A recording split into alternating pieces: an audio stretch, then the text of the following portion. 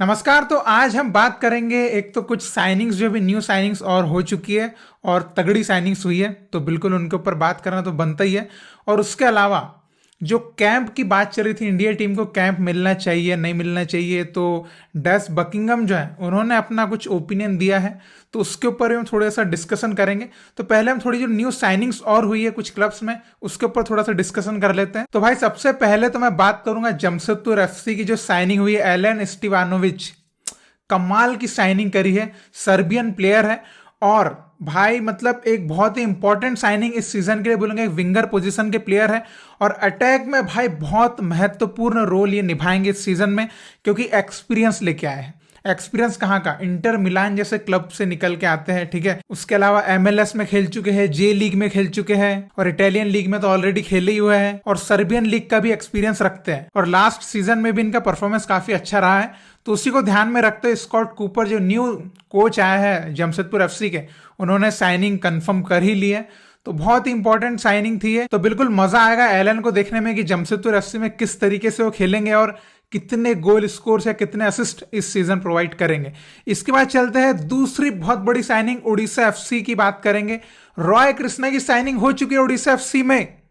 Unexpected move, मतलब ये सोचा नहीं था कि रॉय कृष्णा उड़ीसा एफसी साइन करेंगे। तो भाई अभी देखो रॉय कृष्णा की क्या क्वालिटी है ये बताने की जरूरत तो बिल्कुल नहीं पड़नी चाहिए। अब यहां पे अब ये देखिए, डिएगो मुरिसियो विथ रॉय कृष्णा, ये है, ये कमाल होने वाला है। तो सर्जियो लोबेरा ने कितना दिमाग से खेला आप सोच सकते हैं।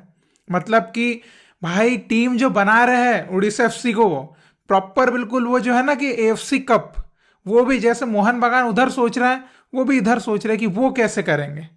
तो उड़ीसा एफसी के लिए साइन हो चुके रॉय कृष्णा, और बहुत ही इंपॉर्टेंट साइनिंग में कह सकता हूं इनको, क्योंकि एक फॉरेन साइनिंग उनको करना था। रॉय कृष्णा को ले लिया। रॉय कृष्णा ऑलरेडी एक्सपीरियंस रखते हैं आईएसएल का, और ऊपर से इतने मतलब उनके स्टार्ट्स के अगर आप बात करें तो भाई हर क्लब में एकदम ताबड़तोड़ परफॉर्मेंस। और रॉय कृष्णा के अलावा एक और साइनिंग करी है उड़ीसा एफसी ने, जेरी लालरिंजुआला, जो कि है ईस्ट बंगाल से। आपने फुलबैक की पोजीशन में उनको देखा ही है, तो अच्छे खासे फुलबैक है। ईस्ट बंगाल में लास्ट सीजन खेले, उससे पहले चेन्नईयन में, तो मतलब चेन्नईयन के तो काफी इंपॉर्टेंट प्लेयर माने जाते थे। ईस्ट बंगाल में उतना अच्छा खासा सीजन उनका नहीं निकला, लेकिन अभी उड़ीसा एफसी में सर्जियो लोबेरा ने उनके ऊपर विश्वास जताया है। तो देखते हैं कि किस तरीके से उनका यूज वहां पे किया जाएगा और जेरी उड़ीसा एफसी में अपने आप को किस तरीके से सेट करेंगे, ये देखने वाली बात होने वाली है। उसके बाद एक साइनिंग करी है नॉर्थ ईस्ट यूनाइटेड ने सामटे की, जो कि ट्राउ एफसी के प्लेयर है और एक डिफेंडर पोजीशन पे खेलते हैं।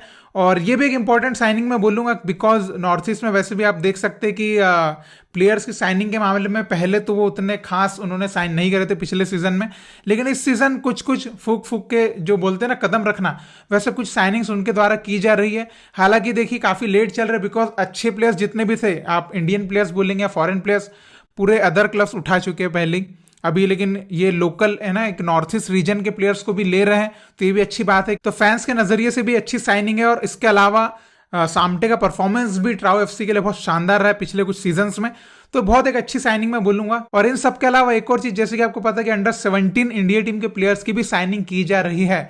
तो ईस्ट बंगाल ने भी 2 प्लेयर साइन कर लिए है, एक तो गायटे जो कि बहुत इंपॉर्टेंट प्लेयर आपने देखे हैं अंडर 17 के लिए, और एक गुरनाज सिंह, ठीक है। दोनों मिडफील्डर्स हैं, इंडिया टीम में काफी अच्छा परफॉर्मेंस रहा है, तो ईस्ट बंगाल ने अपने स्क्वाड में उनको शामिल किया। हालांकि उनको अंडर 18 एंड रिजर्व साइड में खिलाया जाएगा, लेकिन अभी डेवलपमेंट के लिए देखिए हर अंडर 17 टीम के जो प्लेयर्स हैं उनको किसी न किसी अच्छे क्लब में जाना चाहिए, जहां पे वो यूथ डेवलपमेंट उनका अच्छा हो सके और वहीं की वहीं वो प्रमोट हो जाए फिर सीनियर के लिए, तो वो बहुत अच्छी बात रहेगी। तो एक अच्छा मूव है मतलब ईस्ट बंगाल के लिए कि 2 अच्छे यंग प्लेयर उन्होंने साइन कर लिए जो फ्यूचर में उनको काम में आने वाले हैं। तो ये तो होगी हमारी ट्रांसफर्स की बात। अब आते हैं मेन मुद्दे पे, कैंप इंडिया टीम का कितने वीक का मिल सकता है, मिलना चाहिए। अब इसमें देखिए मेन बात ये करेंगे कि आईएसएल के क्लब्स कितना इसमें सहयोग देने के लिए रेडी है, ठीक है, ये बात। अब देखिए एफएसडीएल के साइड से तो ऐसा कुछ नहीं आया, लेकिन किसी आईएसएल के क्लब के कोच के द्वारा अगर कुछ स्टेटमेंट आई है तो बहुत बड़ी बात है पहले तो, क्योंकि उन्होंने डायरेक्टली कहा है कि हम तो रेडी हैं। टेस बकिंगम ने, जो भैया जिनके लिए ये सीजन बहुत इंपॉर्टेंट है, बिकॉज वो फिर से एफसी चैंपियंस लीग में जाने वाले हैं और अगले साल से तो एफसी चैंपियंस लीग में हम खेलेंगे नहीं, तो ये सीजन तो बहुत इंपॉर्टेंट होने वाला है मुंबई सिटी के लिए क्लब लेवल के हिसाब से भी, और सेम टाइम पे इंडियन फुटबॉल टीम के लिए भी बहुत इंपॉर्टेंट ये वाला सीजन है, क्योंकि भैया एशिया कप है। तो अभी ऐसे टाइम पे लेकिन डेस बकिंगम अगर ये बोलते हैं कि जैसा एएफएफ कहेगा हम तो वैसा करेंगे, तो ये बहुत इंपॉर्टेंट बात बोली है उन्होंने कि जैसा एएफएफ कहेगा, मतलब अगर एएफएफ जो बोलेगा वो उसको फॉलो करेंगे, क्योंकि वो भी चाहते हैं कि उनकी टीम के प्लेयर्स भी एशिया कप में अच्छा परफॉर्मेंस करके आए। तो ये एक बहुत अच्छी बात बोली उन्होंने। अभी देखिए यहाँ पर मसला क्या हो रहा है कि जैसे 4 वीक का हम कैंप मांग रहे हैं, तो उसके बीच में क्या हो रहा है कि 14 दिसंबर तक तो एएफसी कप और एएफसी चैंपियंस लीग के मैच डे 6 के मैचेस हैं, ठीक है। अब किसका मैच कब होगा, लेकिन 14 दिसंबर तक वो मैचेस है, मतलब मैच डे वाला वहां पे विंडो है AFC cup and AFC champions league का। तो उस हिसाब से देखिए, अगर आप AFC cup and AFC champions league दोनों में हमारी कितनी टीम्स खेलेगी, मोहन बागान और ओडिशा एफसी खेलेगी एएफसी कप में, और एएफसी चैंपियंस लीग में मुंबई सिटी। तो 3 क्लब, मतलब वो भी मेन क्लब से है, तो काफी जो इंडिया टीम के प्लेयर्स है वो तो भाई इसमें बिजी रहेंगे।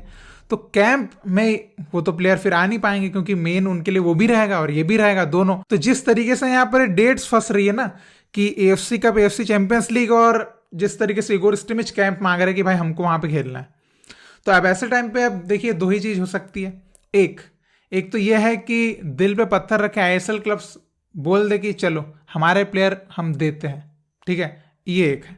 और दूसरा यह है कि फिर हमको दिल पे पत्थर रखना पड़ेगा कि अब है ना, ये एएफसी चैंपियंस लीग के जो मैचेस हैं उस हिसाब से जो है प्लेयर्स को खेलने, तो उसके बाद कैंप करेंगे। तो उस हिसाब से वो 4 वीक का कैंप पॉसिबल ही नहीं होता है, क्योंकि 14 दिसंबर तक तो मैचेस ही चलेंगे AFC champions league and AFC cup के। देखिए, आप आईएसएल को आप भले 1 महीने के लिए पूरा बंद कर सकते हैं, क्योंकि वो किसके हाथ में, वो एएफएफ के हाथ में, और एफएसडीएल दोनों मिलकर वो सोच सकते हैं कि आईएसएल को 1 महीने के लिए पूरा बंद कर दो 1 दिसंबर से। लेकिन AFC cup and AFC champions league के मैचेस की जो डेट्स है वो तो पहले से फिक्स है, उसका तो कुछ नहीं किया जा सकता। तो मसला जो है कुछ ऐसा है। तो अभी जिस तरह की सिचुएशन क्रिएट हो रही है उसको देखकर तो काफी कॉम्प्लिकेटेड लग रहा है 4 वीक्स का कैंप, या 1 मंथ का कैंप भी, मतलब 3-3.5 हफ्ते का भी कैंप बोलेंगे, वो भी काफी टफ लग रहा है इसको देखते हुए, इन डेट्स को।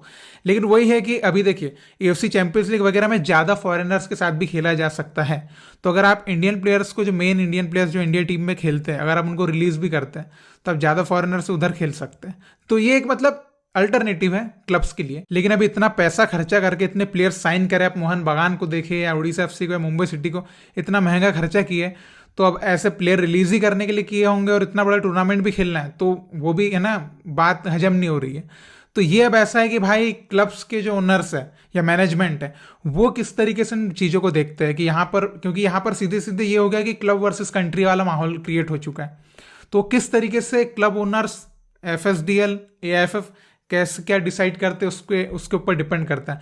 क्योंकि अगर चाहें तो वो हो सकता है कि 4 वीक का कैंप हम कर सकते हैं, मतलब। लेकिन वही है कि फिर प्लेयर्स को रिलीज करना पड़ेगा क्लब्स वालों को, तो वो भी है कि उनको भी दिल पे पत्थर रखना पड़ेगा। तो मामला बहुत कॉम्प्लिकेटेड है। इसके ऊपर क्या होगा क्या नहीं होगा ये तो कुछ कह नहीं सकते। ये काफी मतलब ऐसा है कि भाई दोनों साइड से दोनों पार्टीज को राजी होना पड़ेगा कि हम प्लेयर्स को रिलीज करते हैं कैंप के लिए, इंडिया टीम के लिए। तो मतलब क्लब ओनर्स को भी वो फिर वाला बात है कि क्लब ओनर्स को भी ये सोचना पड़ेगा कि कंट्री फर्स्ट। तो ऐसा है। तो आपको क्या लगता है कि कितनी पॉसिबिलिटीज आपको लगती है? देखिए, अगर होने को तो हो सकता है, और नहीं होने को फिर वो क्लब ओनर पे डिपेंड करता है, क्लब मैनेजमेंट पे डिपेंड करता है, ठीक है। ये है सीन।